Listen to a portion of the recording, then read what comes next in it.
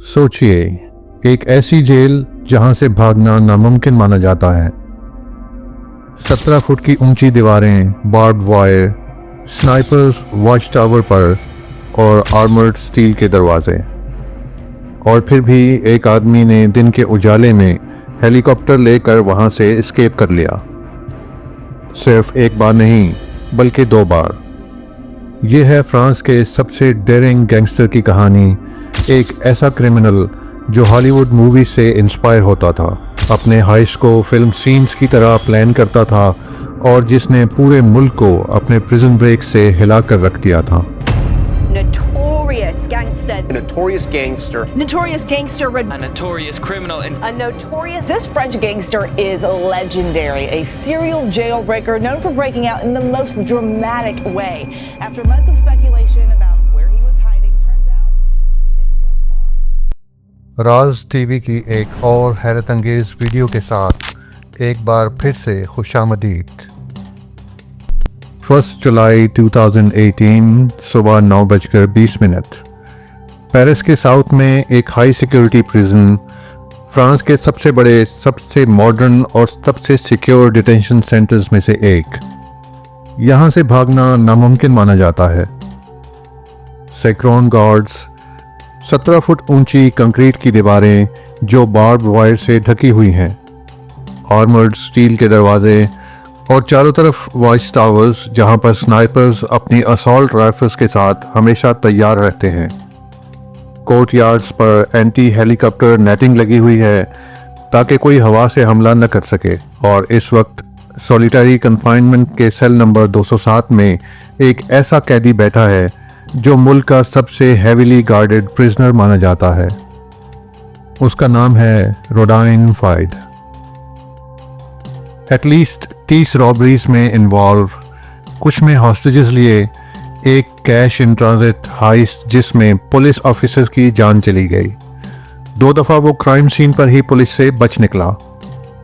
और 5 साल पहले 2013 में एक हाई सिक्योरिटी जेल से एक स्मगल गन और एक्सप्लोजिव्स के साथ भाग चुका था। 2 गार्ड्स उसके सेल को अनलॉक करते हैं। रूटीन फ्रिस्किंग होती है। एक छोटी सी चीज़ मिलती है, च्युइंगम का पैकेट। गार्ड्स को वो पसंद है, इजी गोइंग, फनी, फ्रेंडली। ऐसा लगता है जैसे वो यहाँ कंफर्टेबल है। कोई शक नहीं होता कि आज वो फिर से एक हिस्ट्री लिखने वाला है। 20 किलोमीटर दूर 65 साल का फ्लाइट इंस्ट्रक्टर स्टीफन बी अपने नए स्टूडेंट्स का इंतज़ार कर रहा है। फ्रेडरी और जूलियन, बाप और बेटा, दोनों एक्साइटेड हैं।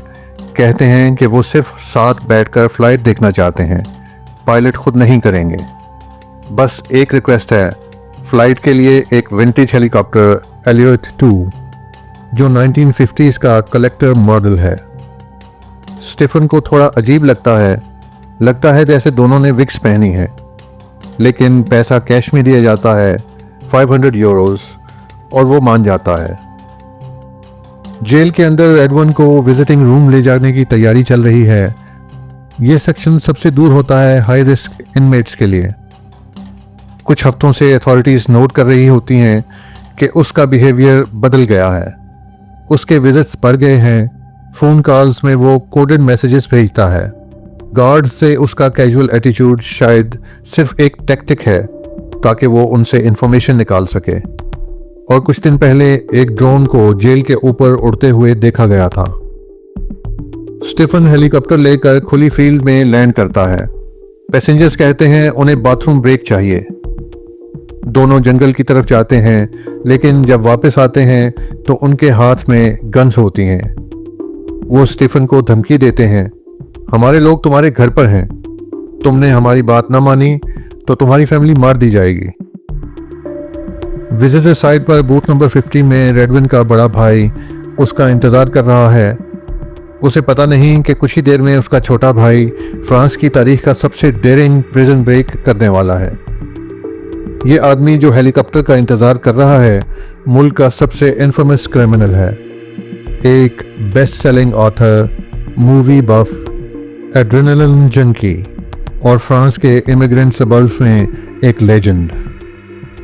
इस बात को समझाने के लिए हमें वापस जाना होगा 1978 के पेरिस के सबर्ब्स में। 6 साल का रेडवन अपने भाई के साथ एक नई दुकान में घुस रहा है। घर में 11 भाई बहन, एक छोटा सा 3 रूम अपार्टमेंट, माँ हाउस क्लीनिंग करती, बाप फैक्ट्री वर्कर। पास के अमीर फ्रेंच नेबरहुड्स में वो फिट नहीं होते। स्टोर का सिक्योरिटी गार्ड उन्हें एक रेशियल स्लर कहता है, लेकिन ध्यान नहीं देता कि वो कुछ चुरा लेते हैं। पार्किंग लॉट में दोनों अपना माल बांट लेते हैं। ये उसका पहला थेफ्ट होता है।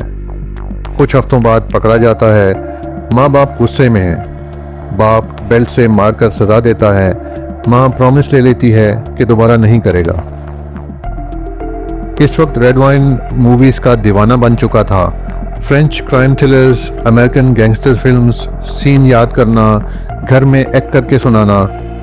टीन एज तक चोरी सिर्फ सर्वाइवल नहीं, लाइफस्टाइल बन जाती है। TV, stereos, car radios, computers, पैसा एडिडास के स्नीकर्स और फ्लैशी ट्रैक सूट्स पर लगता है, और सबसे ज़्यादा सिनेमा टिकट्स पर। 18 साल की उम्र में पहली बैंक रॉबरी करता है। गन पॉइंट से एम्प्लॉय से कहता है, मैं तुम्हारा दुश्मन नहीं, मुझे सिर्फ पैसा चाहिए, अपने बच्चों का सोचो। पैसा लेकर वापस स्कूल जाता है, एग्जाम्स देता है। घर में अब उसे रोकने वाला कोई नहीं। बाप अल्जीरिया चला गया, माँ लुकीमिया से मर रही है। उसने लिखा कि इस पॉइंट के बाद उसने परवाह करना छोड़ दिया। क्राइम्स बड़े होते गए और हॉलीवुड से इंस्पायर। एक दफ़ा बैंक डायरेक्टर और उसके ख़ानदान को हॉस्टेज बनाया, पॉलिटिशियन मास्क पहने, बिल्कुल पॉइंट ब्रेक की तरह। दूसरी दफ़ा ब्लैक सूट्स पहने, रिजर्वायर डॉग्स के कैरेक्टर्स की तरह, कलर कोडेड नेम्स के साथ। लेकिन एक जॉब गलत हो गई, पुलिस से भागता रहा। उसका ultimate target, heat style armoured truck robbery. Industrial zone Paris के बाहर रेनॉल्ट कॉल से ट्रक को हिट किया। पीछे और आगे से दूसरी गाड़ियां ब्लॉक करती हैं। हॉकी मास्क पहने आदमी AK-47 लेकर निकलते हैं। ट्रक के विंडशील्ड पर एक्सप्लोजिव लगाते हैं। गार्ड्स सरेंडर कर देते हैं, लेकिन कैश बहुत ज़्यादा होता है। ट्रांसफ़र लंबा चलता है।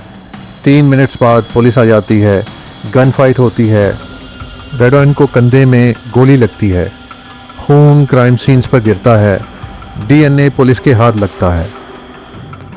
उसके बाद एक लंबा चूहे बिल्ली का खेल शुरू हो जाता है। 1998 में अरेस्ट होता है। 18 साल की सज़ा।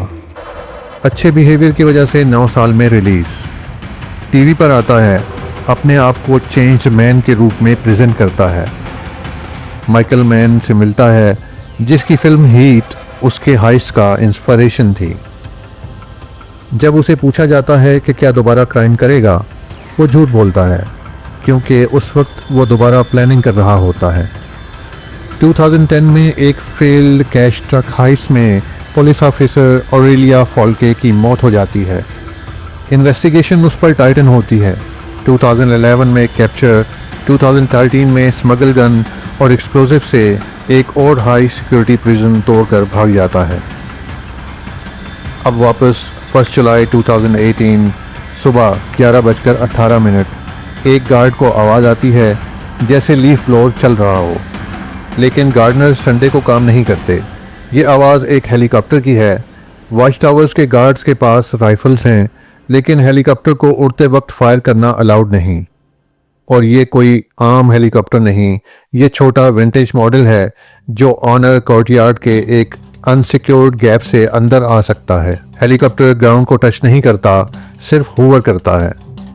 2 मास्कमैन बुलेट प्रूफ वेस्ट में नीचे उतरते हैं। एक स्मोक ग्रेनेड छोड़ता है। हेलीकॉप्टर के ब्लेड से कोर्टयार्ड एक सफ़ेद धुंध का तूफान बन जाता है। दूसरा एंगल ग्राइंडर से रीइंफोर्स डोर काटना शुरू करता है। सिर्फ 40 सेकंड लगते हैं। विजिटिंग रूम 50 का लॉक तोड़कर रोडाइन को बाहर निकालते हैं। वो अपने भाई को पीछे छोड़कर सीधा कोर्टयार्ड की तरफ भागता है। वहाँ से गुजरते वक्त 2 कैदी जो कचरा लेकर जा रहे होते हैं उन्हें सैल्यूट करता है और हेलीकॉप्टर में चढ़ जाता है। सेल्स के अंदर साइक्लोन कैदियों ने ये मंजर देखा। चीयरिंग, सीटियां, तालियां, जैसे किसी फिल्म की शूटिंग चल रही हो।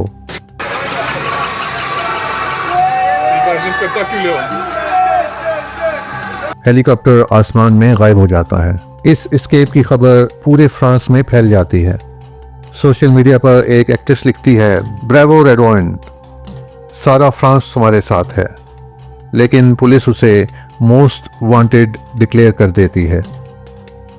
3 महीने बाद अपने होम टाउन में बुर्का पहने हुए डिस्गाइस में पकड़ा जाता है। 2020 के ट्रायल में एक्सट्रीम सिक्योरिटी होती है, हत्ता के कोर्ट हाउस के ऊपर नो फ्लाई जोन लगाया जाता है। कोर्ट उसे सोशल प्रीडेटर कहती है, चार्मिंग, मैनिपुलेटिव, एड्रेनालाइन का एडिक्ट। वर्डिक्ट 39 साल की सज़ा। आज वो सॉलिटरी कन्फाइनमेंट में है। दिन में 5 दफ़ा स्ट्रिप सर्च, हर कॉल शेकल्स के साथ, 4 गार्ड्स के एस्कॉर्ट में। Earliest release date 2060। ये थी कहानी फ्रांस के सबसे डेयरिंग गैंगस्टर की, जिसने 2 दफ़ा हाई सिक्योरिटी जेल को तोड़कर हेलीकॉप्टर से एस्केप किया। अगर आपको ये कहानी पसंद आई हो तो लाइक करें, शेयर करें और राज टीवी को सब्सक्राइब करना मत भूलिए, ताकि आप दुनिया के सबसे हैरत अंगेज़ वाक़यात सबसे पहले देख सकें।